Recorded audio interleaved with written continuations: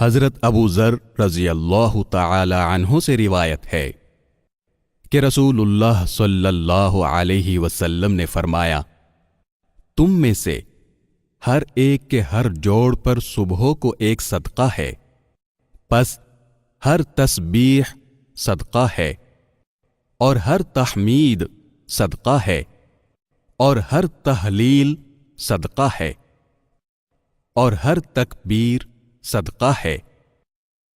نیکی کا حکم دینا صدقہ ہے، اور گناہ سے روکنا صدقہ ہے، اور ان سب کاموں سے وہ 2 رکعتیں کافی ہو جاتی ہیں جو انسان چاشت کے وقت پڑھے۔ اسے امام مسلم نے روایت کیا ہے۔